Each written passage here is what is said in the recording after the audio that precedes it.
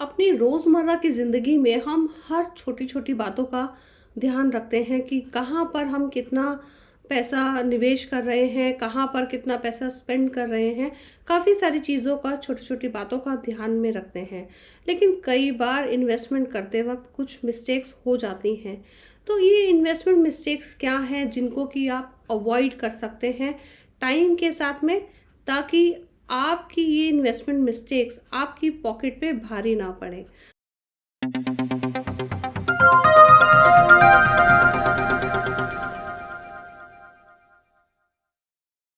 काफ़ी सारे लोग काफ़ी समय वेट करते रहते हैं कि अभी सही समय आने वाला है, अभी मार्केट अप है या मार्केट डाउन है, तो अभी पैसा निवेश करें या फिर ना करें, और हम सही समय आने का वेट करते रहते हैं।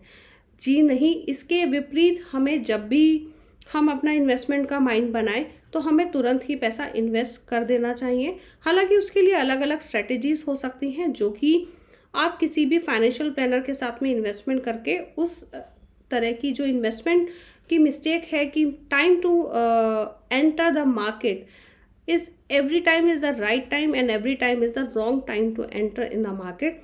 तो उसके लिए आप किसी फाइनेंशियल प्लानर को या फिर आप हमें भी कांटेक्ट कर सकते हैं और हमारे साथ अपना पैसा निवेश कर। हम साधारण सी बात करते हैं कि अगर आपने अभी थोड़ा समय वेट किया, तो आपने अपना पैसा कहाँ पे रखा? सेविंग बैंक अकाउंट में। सपोज़ आपने यहाँ पर 10 लाख रुपए रखा, तो यहाँ पर क्या आपको इंटरेस्ट रेट मिल रहा है? 3.5% का। अब आप अगर इस पैसे को थोड़ा समय डिले कर देते हैं और 5 साल के लिए सपोज़ रखते हैं, तो आपके पैसे की 10 लाख की वैल्यू कितनी रह जाएगी? आप 5 साल के बाद में 11,87,000 रुपए हो जाएगी। वहीं उसके विपरीत अगर आप अपना पैसा ये निवेश कर देते हैं किसी एक्सपर्ट की मदद से, तो इस पैसे की जो 10 लाख रुपए है, इसकी वैल्यू हो जाएगी 17,62,000 रुपए, 12% की दर से। तो यहाँ पर ज़्यादा डिफरेंस नहीं है, सिर्फ 5.74 लाख रुपीज़ का डिफरेंस है, जो कि एक काफ़ी ह्यूज डिफरेंस हो सकता है एक कॉमन मैन के लिए। तो इसीलिए हमें मार्केट सही होने का इंतज़ार ना देख के हमें अपना पैसा इन्वेस्टमेंट करना चाहिए। अब बात करते हैं number 2 very common mistake, too conservative और टू मच रिस्क टेकर्स। ज़्यादातर इन्वेस्टर साइकी में ये देखा गया है, या तो इन्वेस्टर्स बहुत ज़्यादा कंजर्वेटिव इन्वेस्टमेंट्स में अपना पैसा निवेश करते हैं, जैसे कि जो कि नॉर्मल इन्वेस्टमेंट्स रहती हैं, ट्रेडिशनल इन्वेस्टमेंट, उसमें अपना पैसा निवेश करते हैं। और या फिर कोई इन्वेस्टमेंट कुछ लोग ऐसे करते हैं कि या तो टू मच कंजर्वेटिव और too much risky investments. Too much like अगर आपने म्यूचुअल फंड में इन्वेस्टमेंट किया तो सीधा ही स्मॉल कैप में कर दिया, थीमेटिक फंड में कर दिया, और या फिर स्टॉक में अपना पैसा बिना कुछ सोचे समझे वहाँ पर निवेश कर दिया। तो ये एक बहुत बड़ी इन्वेस्टमेंट मिस्टेक हो सकती है। तीसरा इन्वेस्टमेंट मिस्टेक इज डाइवर्सिफिकेशन। कुछ लोग प्रॉपर्टी लवर्स हैं जो कि हमेशा प्रॉपर्टी या फिर रियल एस्टेट ही परचेज करते हैं। कुछ लोग गोल्ड लवर्स हैं जो कि गोल्ड में ही अपना पैसा निवेश करते हैं। कुछ लोग सिर्फ म्यूचुअल फंड में ही अपना पैसा निवेश करते हैं। कुछ लोग सिर्फ एफडी में ही अपना पैसा निवेश करते हैं। तो ये जो अप्रोच है वो प्रॉपर नहीं है, वो ठीक नहीं है। We should not keep all our eggs in the one basket, we should diversify it. अलग अलग इन्वेस्टमेंट क्लासेस, एसेट क्लासेस में आपको अपना पैसा निवेश करना। Mistake number 4, panic selling.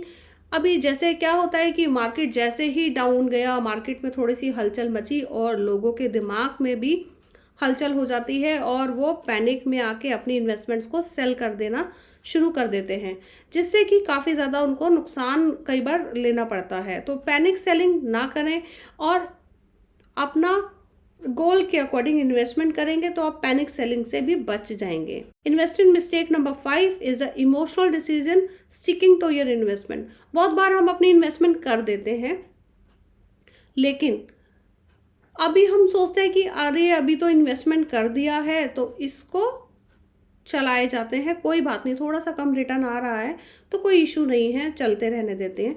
तो इमोशनल डिसीजन नहीं होना चाहिए investments. After all you are not married to your investments. तो आप अपनी इन्वेस्टमेंट से बाहर आ सकते हैं। और अगर आपको नहीं समझ आ रहा है कि आप अपनी इन्वेस्टमेंट्स जो आपने ले रखी हैं उससे कैसे बाहर आ सकते हैं और कौन सी इन्वेस्टमेंट से आपको बाहर आना चाहिए, तो उसके लिए एक आप सर्टिफाइड फाइनेंशियल प्लानर की या फिर हमारी भी मदद ले सकते हैं और अपना इन्वेस्टमेंट्स हमारे साथ कर सकते हैं। अभी एक बहुत बड़ी इन्वेस्टमेंट की मिस्टेक रहती है बहुत सारे जन के साथ में। 90% लोग इसी चीज़ को फॉलो करते हैं, जो कि एक्सपेंसेस फर्स्ट एटीट्यूड।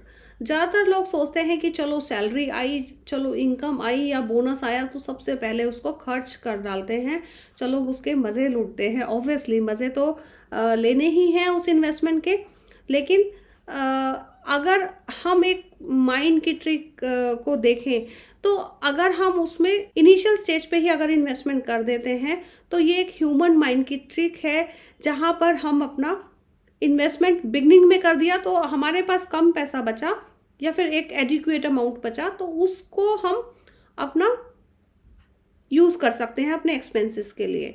तो इसी तरह से एक फोर्स सेविंग की हैबिट आपके माइंड में आ जाती है कि ओके अभी मेरे पास 50,000 रुपये नहीं है, मेरे पास अभी 45,000 रुपये ही हैं या मेरे पास 40,000 रुपये ही हैं और मुझे उसी से अपना काम चलाना है। तो उससे आप फिजूल खर्ची से भी बच जाते हैं। डिलेइंग योर इन्वेस्टमेंट्स कि चलो अभी 2-3 महीने में मार्केट देखते हैं, ठीक होगा तो इन्वेस्टमेंट करेंगे, नहीं तो अभी थोड़े समय रुक के करेंगे, अभी नहीं करेंगे। तो delaying investment is not a good decision और यहाँ से भी आपको नुकसान हो सकता है। और आप इसके लिए हमारी दूसरी वीडियो देख सकते हैं कि इन्वेस्टमेंट डिले से आपको कितना नुकसान हो सकता है। अभी जब भी हम इन्वेस्टमेंट करते हैं तो एक बहुत बड़ा फैक्टर आता है कि हम इन्फ्लेशन को यानी कि महंगाई दर को नहीं आंकते और टैक्सेशन को तो बिल्कुल ही भूल जाते हैं। तो ये भी एक बहुत बड़ी मिस्टेक हो सकती है कि आपने अपने एक्सपेंसेस आपने सोचा कि अच्छा आज मेरा 50,000 का खर्च है तो आने वाले समय में 10 साल में 20 साल में कितना हो जाएगा 1 लाख रुपए। तो 1 लाख रुपए के अकॉर्डिंग प्लान करते हैं, लेकिन ये ज़्यादा भी हो सकता है और कम भी हो सकता है। तो इसीलिए इन्फ्लेशन को अकाउंट में लेना बहुत ज़रूरी है। और अगर आपने सोचा कि अच्छा मुझे 8% का रिटर्न मिल रहा है तो बहुत अच्छी बात है, लेकिन टैक्सेशन क्या है इसके बारे में सोचा ही नहीं और जब आपको रिटर्न मिला तो 30% का टैक्स आपका वहाँ पर कट गया, तो आपका रिटर्न तो ऑब्वियसली कम रह गया। तो यहाँ पर इन्फ्लेशन और टैक्सेशन को अकाउंट में लेना बहुत ज़रूरी है।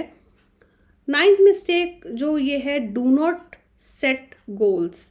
ज़्यादातर लोग अपनी इन्वेस्टमेंट्स रैंडम करते हैं, जैसे कि पीपीएफ में कर दिया, कुछ इंश्योरेंस पॉलिसीज़ चल रही हैं, पीएफ में पैसा जा रहा है और बाकी कुछ और इन्वेस्टमेंट्स में पैसा जा रहा है, लेकिन कोई गोल सेट नहीं किया। अगर 12 साल के बाद में पैसा चाहिए तो हो सकता है कि 13 साल के बाद में मिले या हो सकता है 11 साल के बाद में मिल जाए।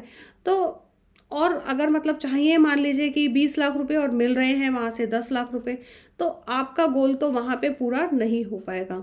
तो इसीलिए ज़रूर अपनी इन्वेस्टमेंट की प्लानिंग कीजिए, गोल सेट कीजिए और गोल्स के अकॉर्डिंग ही अपना इन्वेस्टमेंट कीजिए। तो गोल्स के बारे में अगर आप और पढ़ना चाहते हैं तो आप हमारी वेबसाइट पे जाके फाइनेंशियल लाइफ गोल्स के बारे में पढ़ सकते हैं। वेबसाइट का नाम तो आपको याद ही होगा, bestinvestindia.com। तो इस पे ज़रूर जाइएगा और अपने कुछ ये हमारे ब्लॉग्स ज़रूर पढ़िएगा। अभी हमारा जो नेक्स्ट मिस्टेक है, जैसे mixing time horizon of investments.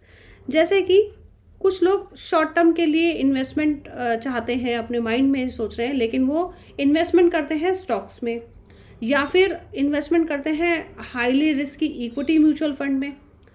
और अगर कुछ लोग क्या होता है कि लॉन्ग टर्म उनका गोल है, जैसे कि 10 साल या 15 साल का गोल है और वो अपना पैसा निवेश कर रहे हैं लाइक एनएससी में या फिर कोई और शॉर्ट टर्म इन्वेस्टमेंट में। तो ये जो इन्वेस्टमेंट का मिक्स है, जो शॉर्ट टर्म गोल हैं उनके लिए आप शॉर्ट टर्म में इन्वेस्टमेंट कर सकते हैं और लॉन्ग टर्म के गोल के लिए आप लॉन्ग टर्म वाले प्रोडक्ट्स में अपना इन्वेस्टमेंट कर सकते हैं। अभी अगर आपको लिक्विडिटी चाहिए और आप कर रहे हैं इक्विटी म्यूचुअल फंड में पैसा निवेश, तो ये दोनों कॉन्ट्राडिक्टरी स्टेटमेंट्स हैं, कॉन्ट्राडिक्टरी प्रोडक्ट्स हैं। तो fail to review their investments.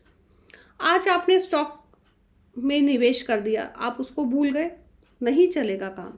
आपने इक्विटी म्यूचुअल फंड में निवेश कर दिया, काम नहीं चलेगा। 3, 5, 6 साल में वो स्टॉक या फिर वो म्यूचुअल फंड की परफॉर्मेंस डाउन जा सकती है और उसकी वजह से आपका रिटर्न लो आ सकता है। तो इसीलिए पोर्टफोलियो रिव्यू बहुत ज़रूरी है।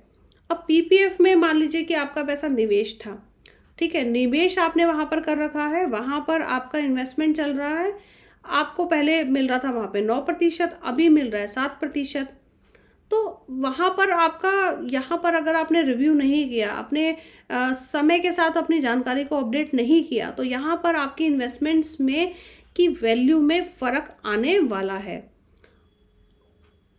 और एक बहुत बड़ी बात है, आजकल हम सभी DIY इन्वेस्टर्स हैं, अपने आप सब कुछ करना चाहते हैं। हमें काफ़ी बार कुछ इन्वेस्टमेंट्स की नॉलेज होती है, कुछ की नहीं होती है, कभी पार्शियल होती है और बहुत सारे फैक्टर्स हम इग्नोर कर सकते हैं, क्योंकि ऑब्वियसली आपका आपका ये काम नहीं है आप इन्वेस्टमेंट्स को कैसे मैनेज कर पाएंगे। कुछ लोग होते हैं जो कि इसको मैनेज कर लेते हैं और बहुत सारे ऐसे लोग होते हैं जो इसको मैनेज नहीं कर सकते। तो बेटर यही है कि आप इन्वेस्टमेंट प्लानर से, सर्टिफाइड फाइनेंशियल प्लानर से अपना फाइनेंशियल प्लान बनवाएं और उसके अकॉर्डिंग ही निवेश करें। उससे क्या होगा, कोई फ़ायदा है? उससे फ़ायदा यही है कि एक आपकी इन्वेस्टमेंट्स को राइट ट्रैक मिला और जहाँ जहाँ पे हमारे जो फैक्टर्स थे, जहाँ पे हम अपना मनी लॉस कर सकते हैं, वो फैक्टर्स को अवॉइड कर देते हैं फाइनेंशियल प्लानर्स, और उसकी वजह से आपके रिटर्न में थोड़ा फ़ायदा होता है। थोड़ा नहीं, काफ़ी फ़ायदा हो सकता है अगर आप एक फाइनेंशियल प्लानर की मदद लें तो ये थे कुछ इन्वेस्टमेंट मिस्टेक। आप इन इन्वेस्टमेंट मिस्टेक्स के बारे में क्या सोचते हैं, आपकी क्या राय है इसके बारे में, हमें ज़रूर बताइएगा कमेंट सेक्शन में लिख के। और हमारी वीडियो को लाइक और सब्सक्राइब करना ना भूलिएगा। आपने अपना कीमती समय हमें दिया, उसके लिए बहुत बहुत धन्यवाद। Thank you for watching.